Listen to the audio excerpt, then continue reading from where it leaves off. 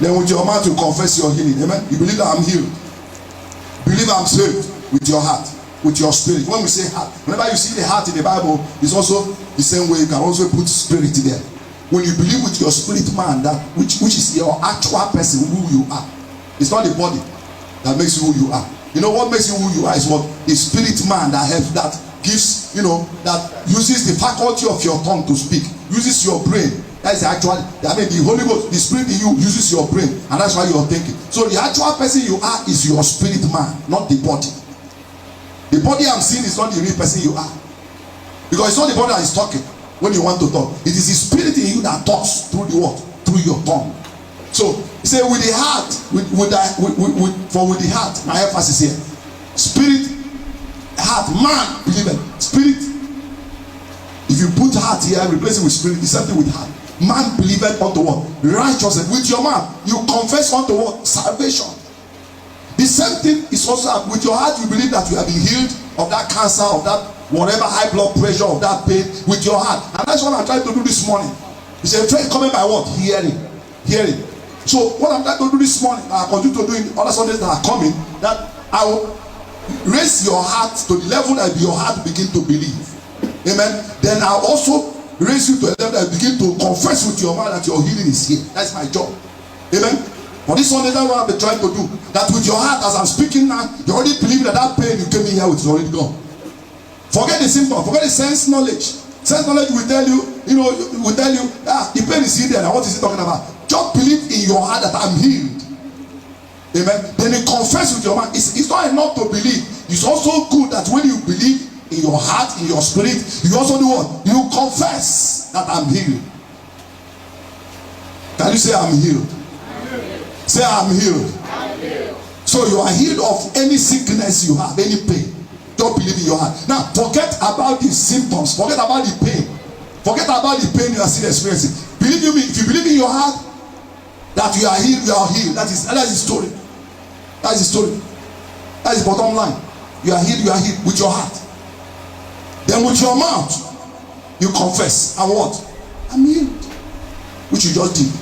And I declare over you, you are healed in the name of Jesus Christ. Amen. You are healed in the name of Jesus Christ. Amen. Now, healing as faith comes by hearing the word of God. Healing comes by what? Through the word. The Bible says that in Isaiah 10:27 says, by reason of anointing, the yoke shall be what? Shall be destroyed. Now, beloved, the words I speak to you, Jesus said in John 6:3, he said, the words I speak to you are spirit and life, they are anointed. Amen. And Isaiah 10:27 says, by reason of anointing, every yoke shall be destroyed. Beloved, the words we are speaking are anointed. By virtue of the anointed words that came out from Christ, as you speak, as you confess them, yokes of sickness and disease shall be broken over your life in Jesus' name. It's as simple as that. And that's why sometimes you don't need the instrumentality of a pastor, as it were, to get healed. But you need the instrumentality of God's word to get healed. The instrumentality of God's word to be healed. Sometimes we depend on people so much. You have an issue in your house, you have a headache, sudden headache, migraine, and you're looking for the phone number of pastor. No, it's an error. It's an error. I want to move you away from that understanding. It's not the pastor that heals. If any pastor claims that he heals, that person must be something else. Amen. No man born of a woman, no man created by God Almighty can heal you of any disease. It is the words, anointed words, that gets you healed. That's why you can operate in that realm if you decide. You can operate in that realm. And I don't expect that if your child suddenly develops stomach pain and you are looking for the number of a pastor, it's an error. As long as you hear the child complains to you, Daddy, I have pain in my stomach. Then the next, what do? He says, come here. Through the instrumentality of God's word, that child shall be healed. Can just confess 1 Peter 2:24. Let's look at 1 Peter 2:24. I'm going to give you some healing scriptures that you need to know. 1 Peter 2:24 is one of the healing scriptures. Now this 1 Peter 2:24 says, who himself bore our sins in his own body That Jesus becoming a substitute here on the tree, that we being dead to sins should live to righteousness. By whose stripes you were what the past tense, you were healed. Beloved, before you had that malaria, before you had that sickness, before you had that migraine, whatever, you were already healed before that sickness came. You understand that? He said, by stripes, whose stripes you were healed. Look at the word where. Where is in the past? Healed is in the past. Amen. Past tense. Look at it here. It is in the past. So, being the past means, what does it mean to you and I? It means that before that malaria came, you were already healed. Listen, it's as simple as that. Before that headache came, before that high blood pressure came, before that diabetes came, you were already healed of diabetes and it just came. So what you do have to do, because you have been healed already, what do? You just command, you spirit of diabetes, loose, go. It's a stranger. It was also in the beginning. How do I know? When you were born, you didn't have high blood pressure. When you were born, you didn't have kidney problem. So anything that comes to your body, to your system, is a stranger. And because you were healed before that nonsense sickness came, then what do? He said, lose my body. Let me go. And healing will begin to manifest. This is one of the healing scriptures. You need to write it down because I'll give you homework on this. 1 Peter 2:24. By his stripes you were healed. You were healed. Matthew 8:17. Let's read Matthew 8:17. Give me Matthew 8:17. Like I said, healing comes by the instrumentality of the anointed words of God. Healing comes by what? Say after me. Say healing. Say healing comes by the instrumentality of the anointed word of God. Every word Jesus said, every word I speak to you as I speak to you, they are spirit and life. They are able to knock off every sickness. They are able to heal every disease. They are able to knock off every headache. As when you came in here with headache, as I'm speaking the word, the headache is leaving. It's not of me. It's not me that will let or run it. It's of God that showeth mercy. It's not about me. It's not about me. Don't look at me. I'm not the man that heals. Somebody hearing me? Yes, sir. No man ever healed you. No woman ever healed you. Maybe somebody prayed for you in a place before, and you're saying that man, when he prayed for me, maybe you were giving that kind of testimony and say, when pastor prayed for me, I got it. Yes, but yes, you got it. But the truth is that it was not me that healed. It was not me. It was through the instrumentality of the word. It was through my belief system that sickness is a stranger. So when I decree it comes to pass, as simple as that. Healing is one of the easiest miracles any minister can perform. Healing, listen. Healing is the easiest miracle every minister can perform. Every child of God, not just minister, every child of God can perform healing. You want to be seeing healing in your house, in your homes? Then just go with me. He said, Matthew 8:17 says, that it might be fulfilled which was spoken by Isaiah, that the prophet saying, he himself took away. Look at the word took. He took our infirmities and bore our sickness. He took, look at the word took, past tense, took. He took it and bore our sicknesses. So everything was in the past. Everything is in the past. If there is a malaria you are experiencing before you came in here, it shouldn't be there in the first place. It's just because of your mentality, it's just because of your understanding. You feel you just depend because there are drugs for malaria, there are drugs for this, there are drugs for high blood pressure. You have them in your pocket. Now you don't believe you can be healed without drugs because you never knew that these things were taken away before the thing came. How do I know? When you were young, you didn't have high blood pressure. How did this suddenly come? Now, people will tell, medical science will tell you, because of tension, because you've been thinking too much, because of old age. Yes, we know. But the truth is that people are still of that age you are. They are not suffering from high blood pressure. He took it away. Beloved, that pain, that condition that is in your life now, in your family, has been taken away. Was taken away so many years ago, 2,000 years ago. It's not there. Say it's not there. Say it's not there. Say it's not there. I don't have it any longer. It's not in me. High blood pressure, you're not in me. Kidney problem, you're not in me. You are not here. It's not in this body. Pain is not in this body. It's not in this hand. Because Christ has taken it away. Say, because Christ has taken it away. according to his word. In Matthew 8:17, in 1 Peter 2:24, say, by his stripes you were healed. Say, by his stripes I'm healed. Say, by his stripes I was healed. That's the truth. That's God's word. It's not my word. I didn't write this. This word is older than me and older than my great grandfather.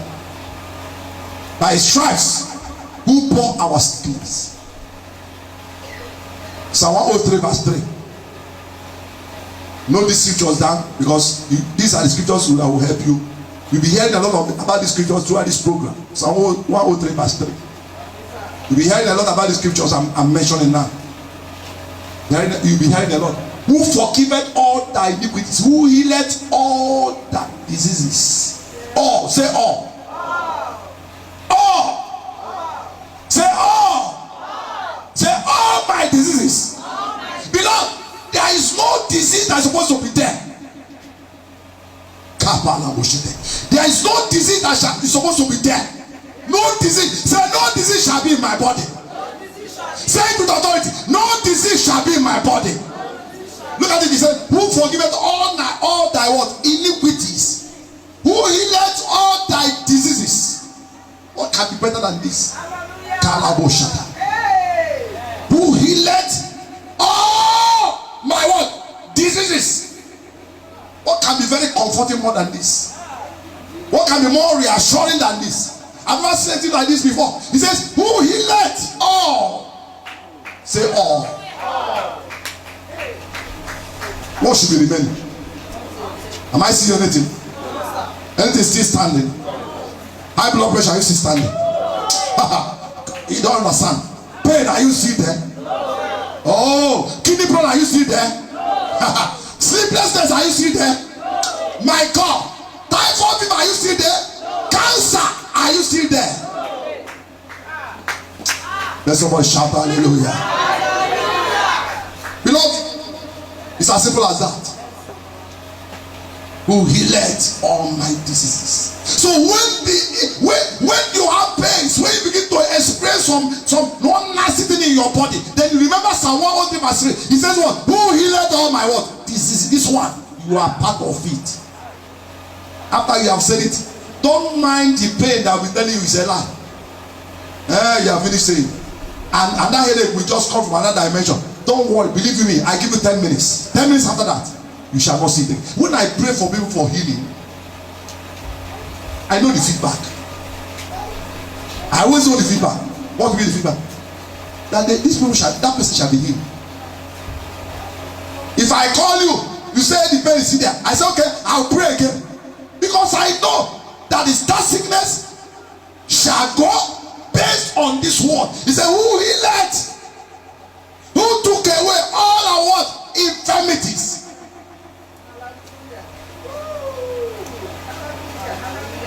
As that sickness, say, where are you now? You see there? You see there?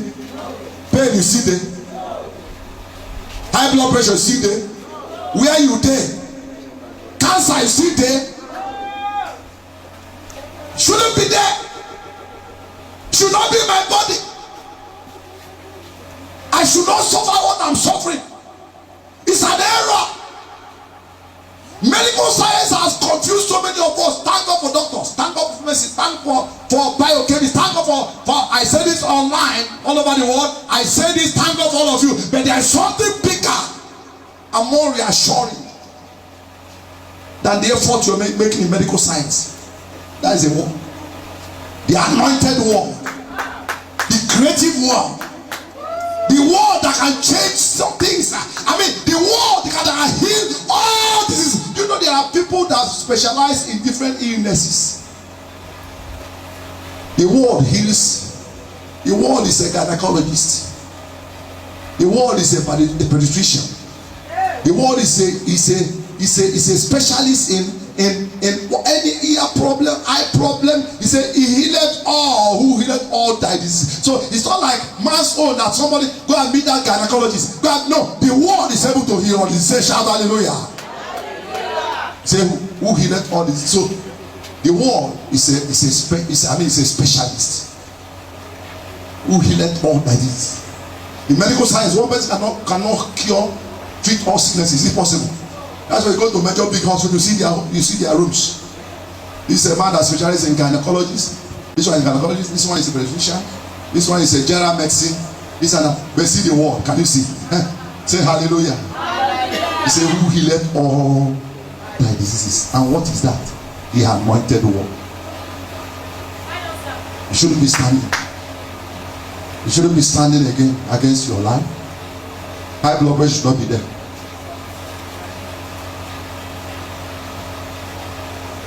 Should not be there.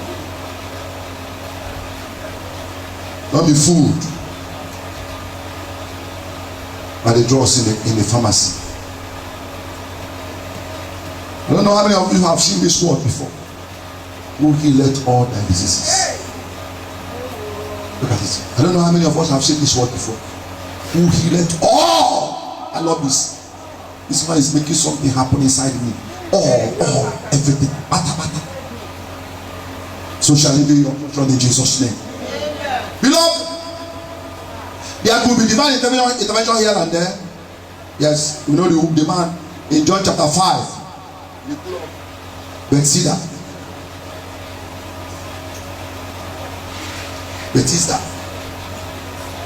There could be divine intervention. Sometimes it happens here and there. It could happen that while you are walking, while you're in a program, something will happen. And you get up and say, Pastor, I'm okay. As we are preaching, I can preach it now. Something is happening. That's called divine intervention. But the major job lies in your hands. That's why I'm trying to bring out the scriptures. Matthew 11, 22, 21 and 22. Mark 11, 21, 22. I will not be loading you with too many things, but I just say what the much I can say.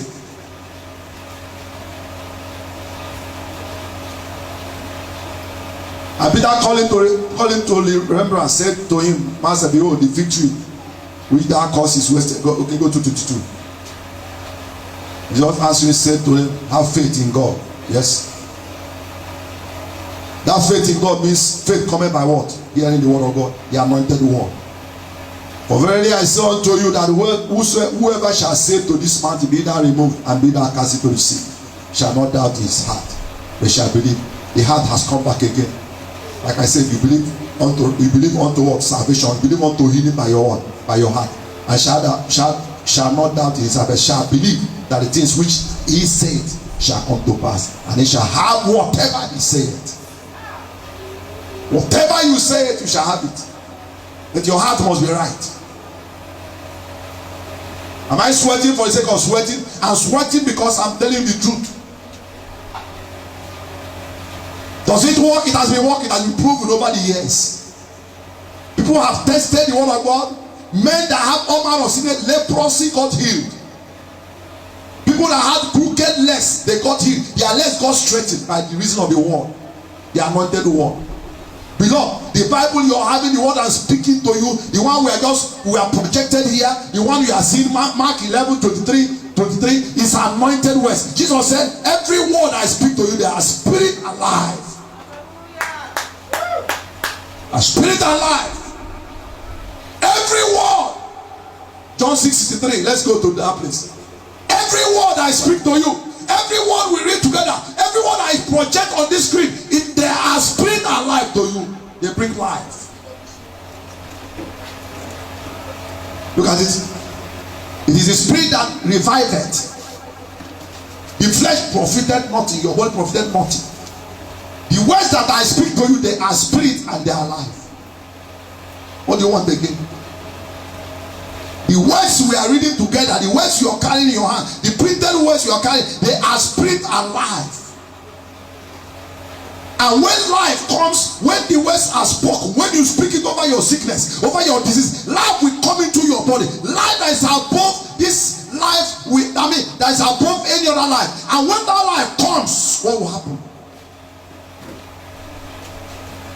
You'll be revived. That is how the healing comes. That is connection with the healing. That is how the healing comes. When the Spirit of God, when the Word of God comes, the life comes to you. That is why you get revived. That is why cancer will give way. Every disease will give way. This one will give way. You become revived. Because the words are spirit and life. If I speak the word over your sickness, over cancer, that cancer will receive what? Will receive what? Life. Your body will receive life, and cancer cells will die. There's going to be a displaced reaction. Because the word I speak to you are what? I speak that. The word of God is not just ordinary printed word you are carrying. It's more than that. Let's say you want to go out. You want to go to a place. How it works. That's why we encourage you to pray with word of God. You want to go to a place that I've told you is a very dangerous place. You don't know what you're going to expect. Now, and again, it's that whenever you read the word of God, you are putting into manifestation the angels of God that we are at work. Are you hearing me? Now, you want to go to a place that is very dangerous. You don't know what they have said. They have said concerning negative things. They have said concerning that place. What you do? You pick your Bible. As you read, let's say Psalm 91. After finishing reading Psalm 91, what is going to happen, you may not see it physically, is that the angels of God will put into action. Because the words you read in Psalm 91, they are spirit and word and life. The angels of God will encamp around about you. That's why we encourage you. Read these books read the word of God. As you read every word, let it be Matthew 8:17. You let it finish reading it. The angels will arise with healing on their wings and take away every sickness from your body. Because he took away every infirmity in your life. Beloved, understand how this is works. Once you read the Bible, once you declare the Bible word before you pray, you are putting angels on assignment. One of the ways to put the angels on assignment is to read your word. You read Bible, read the word. If you want to put angels on assignment, you are traveling. You want the angels to go before you. Don't just pray, Father protect me. But it's good. Pick your Bible and read. Immediately finish reading your Bible, the angels will put on assignment. In that direction you are going. Am I talking to somebody? Is that clear? So the words has been alive. So let's say you have a headache. You get the healing scriptures. Give me one of the healing scriptures. Give me one of the healing scriptures. Can someone give me one of the healing scriptures? I don't mention here. Okay, another one. God bless you. Another one. Okay, yes, another one. Now, let's say your son. We have started, but I want to hear testimony next week. Let's say your son or your child, one of your kids, comes to you and say, Daddy, I'm having pain here. Don't rush and start looking for Mistmag, to deworm the baby or one of the tablets that are around in your house, to your corner or to the corner or your where you keep the drugs. First thing you have to do is stand, pick up your Bible. Amen. Open these healing scriptures. Read them out. Then command whatever spirit is there to go out. It will be done. And that's how the child, I bet you, just tell the child to sit down for the next 5 minutes. Ask the child again if it's pain. The child will tell you the pain is so much there. I give you an assignment. I want to hear testimony next week. Amen. I want to hear testimonies next week. Praise the Lord. And God will give you the grace to do it in the name of Jesus Christ. Say, I can do it. Say, I can do it. So, the ways you speak are so important. The Bible says in Proverbs 18:21, death and life, they are in the what? They are in the what? In the power of the tongue. Proverbs 18:21, importance of words. Hereby you need to hear and speak the word. As you're hearing me now, as a child, as you're reading the word to the child is hearing. The child is hearing, or anybody. The case may be, as the case may be, the person is hearing the word. You will get healed by hearing a word and speaking. And then ask the person to confess the word back. And you can pray. Amen. And that healing will manifest. Now let's read this one. Death and life are in what? In the power of tongue. And they that love it shall eat the fruit of life. If you love to speak the word with your tongue, if you love, he said you shall eat what? The fruit of what? The fruit of it, which is life. That's the power. What is what? The power of tongue. Don't just say I'm healed. Don't just say if you have malaria, if you have pain, if you have cancer, learn how to hear and do what? And confess with your mouth.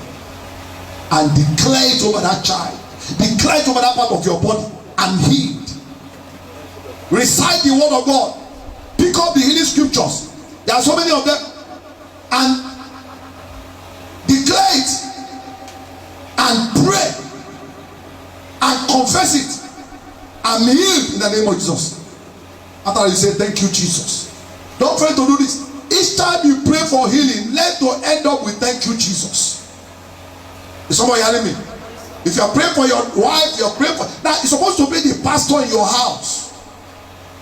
Running to the closet where you keep drugs. The era is about to end. Is somebody hearing me? The era is about to end. There is God that healeth. He said, I send my word healeth. Psalm 105.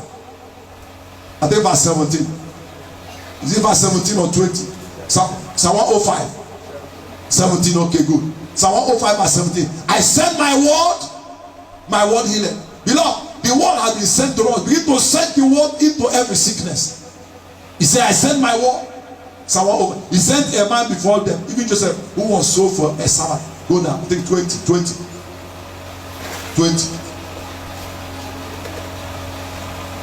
The king sent and loosed him, even the ruler of the people, and let him go free.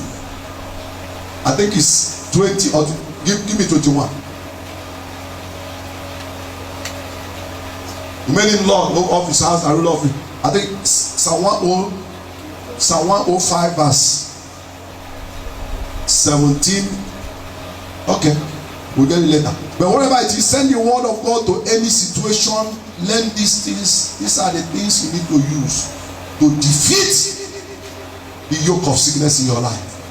My prayer for you that after today, we have all I've ended up saying that there is power in the words, the word of God. Use the word, deal with every sickness in your life. Amen. If you can go on and stay back. Let's say you have headache. Simply, you know the words, read them out. Then you begin to meditate on the goodness of God. Amen. You just stay quiet for some time.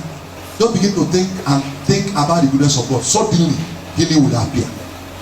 Beloved, these things have been proven. These things are working, and they shall work for you in the name of Jesus Christ. I pray for you here that you are sick. Anybody that is sick, that is watching us online, I decree healing over your life in Jesus' name. By virtue of the anointed words that breaks the yoke, let the yoke of sickness and pain and sorrow be broken over your life in the name of Jesus Christ. Amen. I pray for you that you are here watching us, you are listening to us. I decree healing over your life in Jesus' name. I say, let pain go in Jesus' name. Thank you, Father. In Jesus' precious name we pray. Amen. Let somebody shout hallelujah.